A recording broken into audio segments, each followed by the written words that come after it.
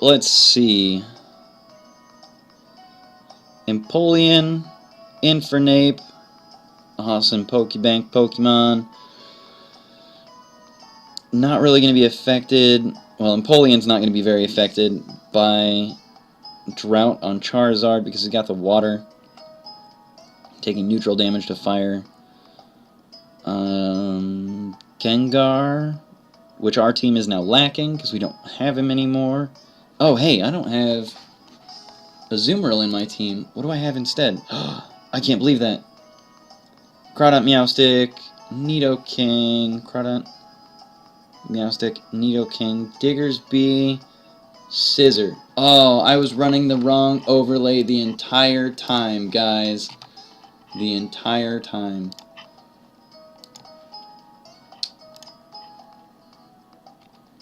Oops. Sorry about that. Had the wrong overlay. Alright. We should be able to lead out with Scissor and just throw everything at him all at once. Alright, so hello everybody, this is DKG's Avos. We've had some pretty good battles today. Pretty good ones. We've had some pretty rough ones. We've dealt with them and taken them in stride, I guess. But we got more on the way. This is Swiss Game Wonder. He's from Switzerland. At least that's what his thing says. It says that he's from Switzerland. Can't trust everything that you see on TV, kids. Now, we're going to go ahead and throw up the Reflect. We're not going to worry about paralyzing. We've done a lot of paralysis on the first Pokemon to come in, just because they've been things like Talonflame or Greninja. I'm not too worried about having Trevenant paralyzed, but I am going to go for Dark Pulse, try and get some flinch on, because if we can get him to flinch on that Will-O-Wisp, then we don't have to switch out we don't have to switch out Meowstic as often. Based on how much damage that did, this is probably a defensive Trevenant as opposed to a special defensive Trevenant. Just because Meowstic doesn't have any EVs into the special attack. But I imagine this is probably a Citrus Berry, and I mean you can definitely get away with that with a Charizard Y. I go with a Resto Chesto, because I want him to be more of a defensive wall, but it's a personal preference there. Citrus Berry makes it so that you don't have Rest. You can just recover some HP back every turn. Alright, now that Meowstic does have Leech Seed, we're not going to want to keep him in. We're going to have to switch out into something else, because he's not going to be able to do enough damage, and he's taking enough damage from Burn as well as Leech Seed, that we really don't want to keep him in here, constantly feeding the warmonger that is Trevenant. So we're going to go ahead and switch him out. We're going to go into Mega Venusaur, or at least Venusaur, Mega him once we feel threatened enough, which is probably immediately. But the reason is, Horn Leech isn't going to do that much against Venusaur. Yes, he's got a decent chunk of HP, but you can see 6 damage came out of that. Nothing going.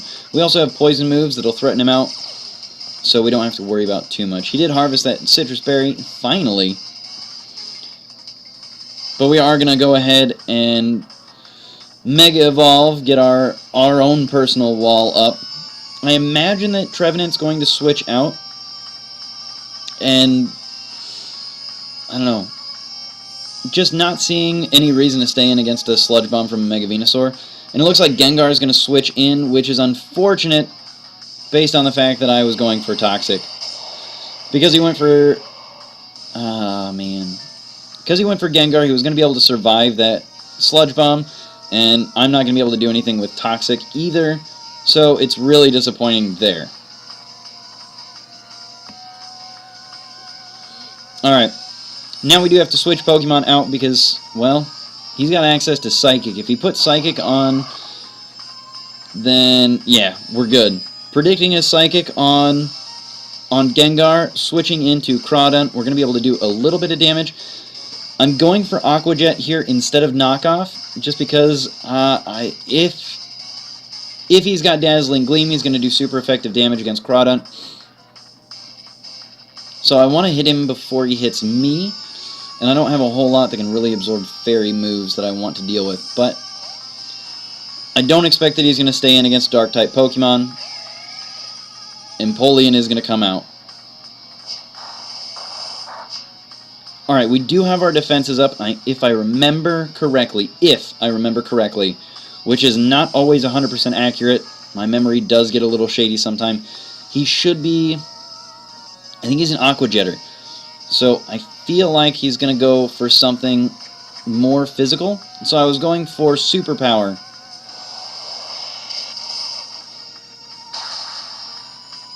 There we go. Superpower. Sub, so now he's down a decent chunk of health. My attack fell, defense fell, and my reflect wore off. So now I can't keep that up.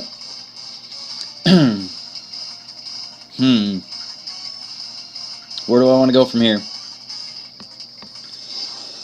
I'm going to have to switch out. I don't want to go straight into Meowstic, but I'm taking a little bit of a risk going into Nidoking, expecting that he's going to put up another substitute. And he might be able to hit me with something like an Ice Beam, because I think he's got access to it, which is going to hurt a lot. But we're going to go for Earth Power, and it looks like he's going to go for Agility here. We're going to go for Earth Power because it's going to do super effective damage, and I don't know if I don't think it breaks through a sub, because that would be dumb or really cool, whichever way you look at it. But it will break the sub. But I think he's got enough HP that he can lay out one more. So we're going to play this a little funny. Because we've got Mega Venusaur, we Mega'd him, we've got a pretty safe switch. We know that Aqua Jet's a thing that might come out of Empoleon. We know that he's got Agility, but you know what, we can switch into our Grass-type Pokemon and take a little bit of that damage, hoping that he doesn't get burned, just trying to get something going. We know that we can't poison him, we can't go for any poison moves at all, so we just gotta go for it. Go for the Energy Ball, see what we can do. Again, Gengar might come back out, but at least this time we'll hit him, because we're going with Energy Ball. Energy Ball 100%. Threaten this Empoleon out. He's got the Agility up, so we're making him get rid of that. Gengar is coming back out, but again, we're going to be able to deal with something here. Do some damage. Now, I don't want to go into the same move that we went into last time, expecting that there might be some sort of Dazzling Gleam coming against Crawdaunt. Crawdaunt does have the Assault Vest on him, max defense, max HP, so he might be able to survive one, because it's off stab, but either way, Meowstic would be able to take both of those, and Sludge Bomb's going to hit us. Ooh, critical hit though. And the fact that he's not a special defensive Pokemon, Dazzling Gleam wouldn't hurt Meowstic too much.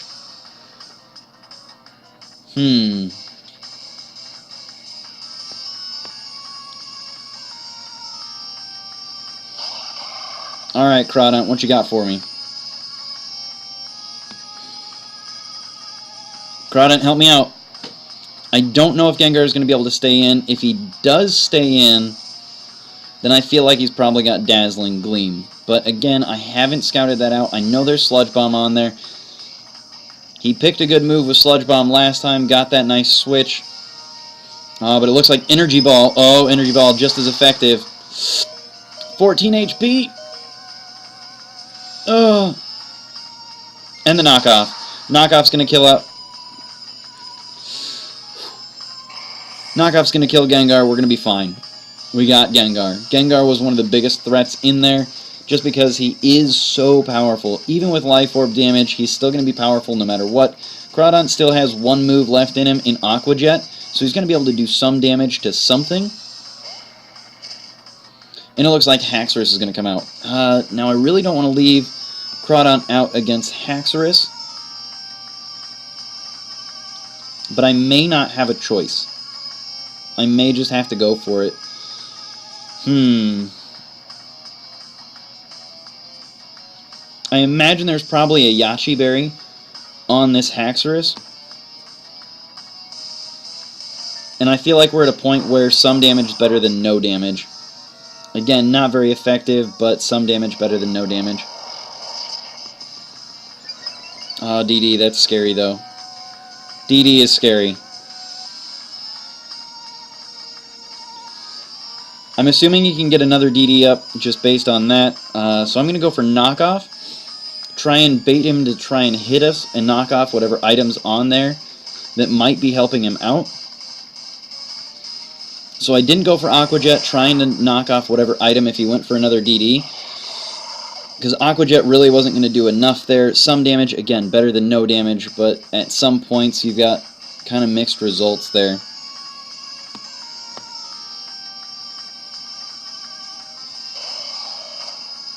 I'm thinking that Scissor might be able to do something here. He should be able to resist most of the things that Haxorus has going for him, but I'm not going to go for that Swords Dance, because I don't know how many hits he's going to be able to take from Haxorus, especially with an EQ potentially.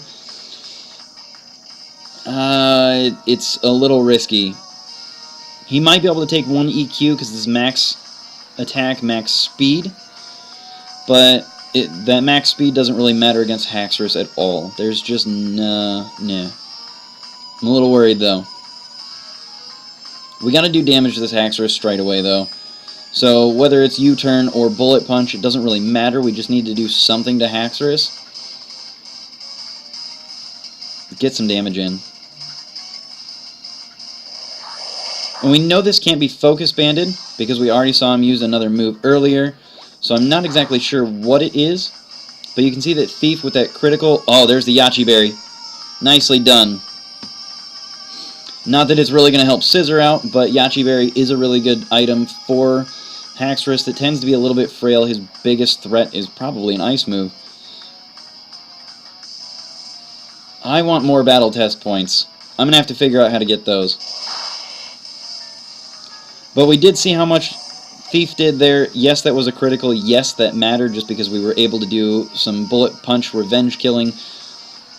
Again, we stole the Yachi Berry, but it didn't do that much. I wanted to see what he had. Maybe he had an expert belt. Maybe he had some sort of boost dragon move kind of item, so we could have stolen that, made it so that it made us survive a little bit longer. Alright, now that Charizard's out, we don't have anything set up with Scissor, so we do have to get out of here. There's no reason to keep Scissor in when he doesn't have +4 on his attack stat. And we're going to go into basically the same thing that we go in against every fire Pokemon, a grass Pokemon. Thick Fat on a grass-type Pokemon is just stupidly good, because it eliminates 2 of his weaknesses immediately, and we're expecting to see some sort of flamethrower. Even with Drought, hopefully we can survive it. We should be okay. Should be. Barely. Alright. Big thing was, though, I didn't want everything else coming out. Nidoking's pretty frail, but we still need him to stay alive. We wanted to scout out which one it was going to be. We couldn't send out Diggersby, because if he predicts the switch and goes for Solar Beam on a Charizard Y, we were kind of screwed. But we're just going to go for it.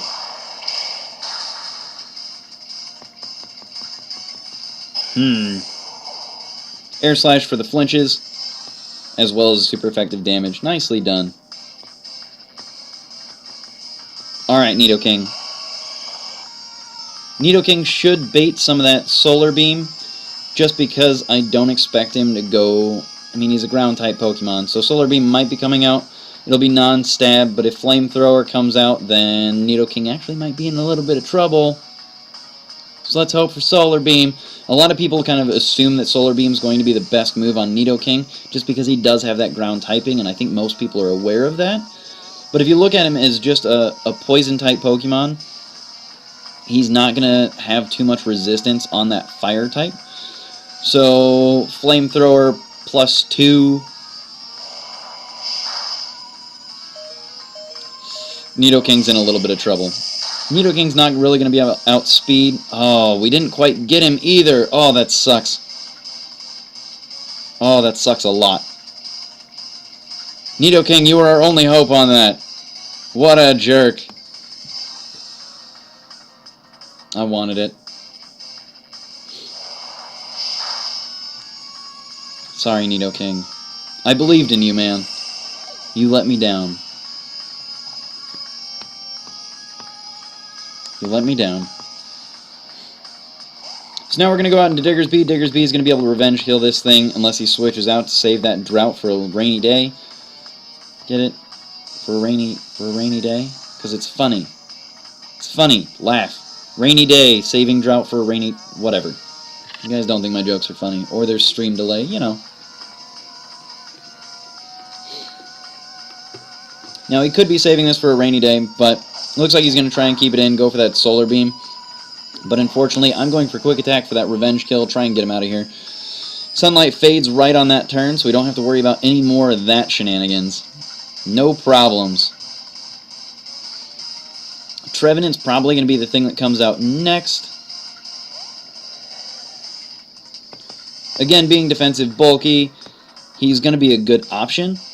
And for the most part, there's not a whole lot that comes out of Diggersby that's really going to threaten a Trevenant, except for U-turn.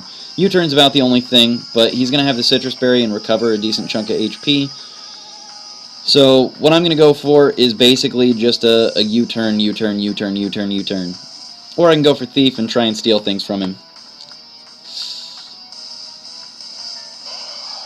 Scissor is at about half his health. Oh, Will-O-Wisp. Oh, man. Whew. We got lucky on that one. Really lucky on that one.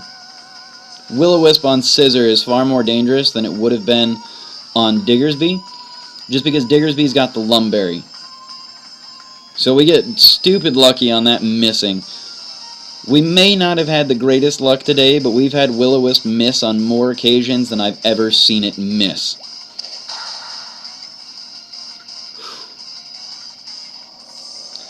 Now, the reason that I've got Thief on Scissor at the moment is just because, well, it's affected by Technician, and it's far better than it was before. In previous generations, Thief was 40 base damage, and then somebody pointed out to me, hey, by the way, Avos, that changed. It's no longer 40 base damage. That's now 60. So now Technician takes advantage of it way better than it used to. So, straight away, we're going to go for Thief once again. Try and break that sub. And the reason that we're going to do it is that I think it should break the sub and it should do neutral damage. And now we've got Bullet Punch, so we can kill him off. And we still have Diggersby alive. I'm really kind of annoyed that it didn't say that we stole that Citrus Berry. We should have. We should have stolen that Citrus Berry fair and square. But Empoleon should be dead, out of here, and gone.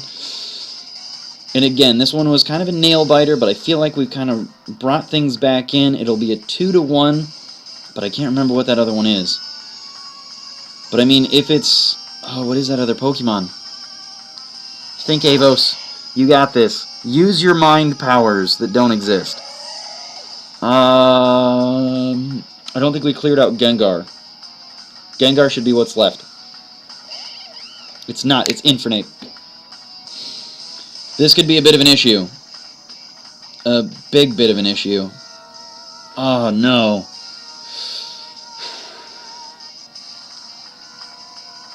A lot of an issue. Infernape outspeeds both of my Pokemon. Oh, Infernape wins. You gotta go for Bullet Punch here. You gotta just keep going for it. Like I'm saying, it's probably GG. Just because of Flare Blitz and close combat. But if you can stick it out, you don't know what items on this thing. It might be Choice Banded. It might be Choice Banded. Now I know that Quick Attack's not... oh god, this is such a confusing... If I go for Earthquake, I should be able to OHKO and not have to deal with him. But Quick Attack shouldn't OHKO, but I'd get 2 shots at it. If he didn't... no matter what, he has to survive. No matter what. Quick Attack's not going to OHKO, but if I get a crit on Quick Attack, I don't have to survive. Hoping on a crit. And the answer is no. And he might be Choice Banded. Oh, if he's Choice Banded, we win. No, we don't. Never mind. We didn't resist it well enough. But he dies anyway!